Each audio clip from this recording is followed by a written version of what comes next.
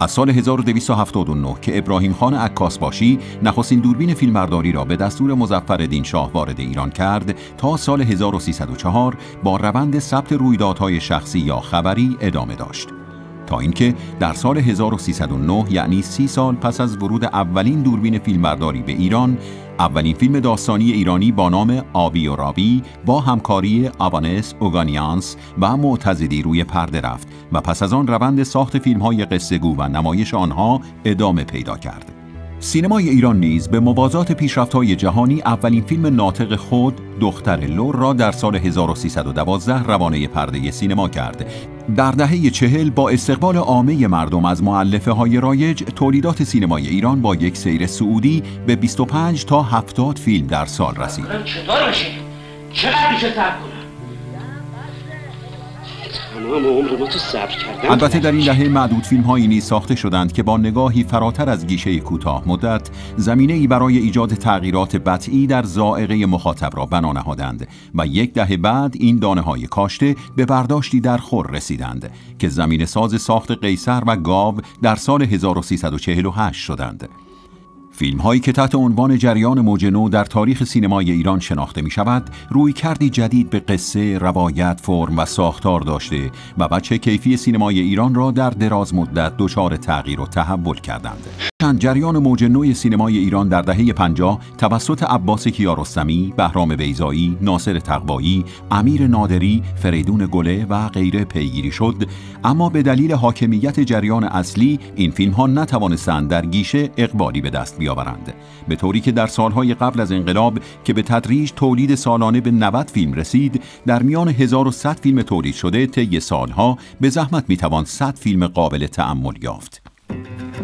پس از پیروزی انقلاب اسلامی همگام با تحولات اندیشه‌ای ایجاد شده در جامعه، سینما نیز در انتظار تغییرات ساختاری و ریشه‌ای به خصوص در کیفیت بود تا با بازخوانی و ارائه تعریفی جدید از فیلم و فیلمسازی و البته خواست عمومی آثاری متناسب و مناسب مخاطب آن روزگار ساخته شود.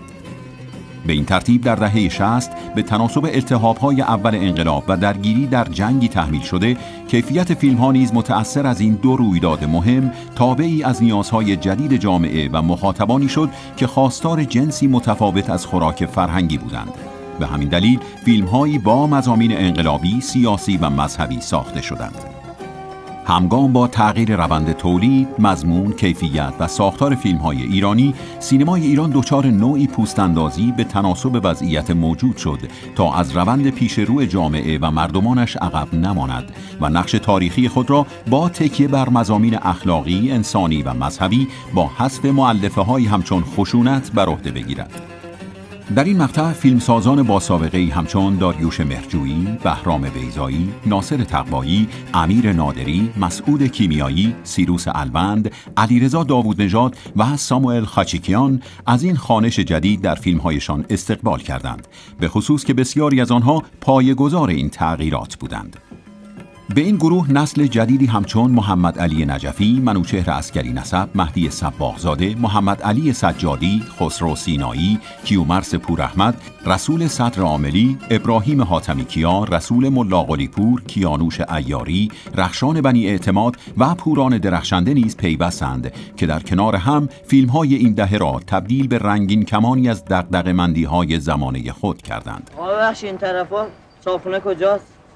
صابخونه چی؟ در دهه 70 نیز فیلمسازانی تازه وارد با دیدگاه‌های جسورانه قدم به عرصه سینما گذاشتند که مجید مجیدی، محمد رضا هنرمند، بهروز افخمی، مسعود جعفری جوزانی، کامبوزیا پرتوی، ابراهیم وحیدزاده، محمد علی طالبی و شهرام اسدی از جمله آنها بودند.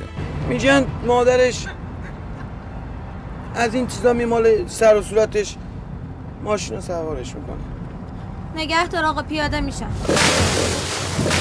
در دهه 80 با ورود نسلی نوگرا دریچه سینمای ایران رو به جهان گشوده شد که سردمداران این گروه رضا میرکریمی و اصغر فرهادی بودند.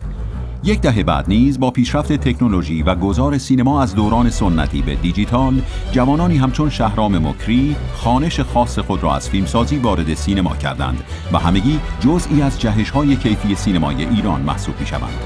سینمای ایران در آستانه 40 سالگی همگام با 40مین سالگرد پیروزی انقلاب اسلامی در روندی تدریجی تولیدات سالانه خود را به 100 فیلم رسانده است.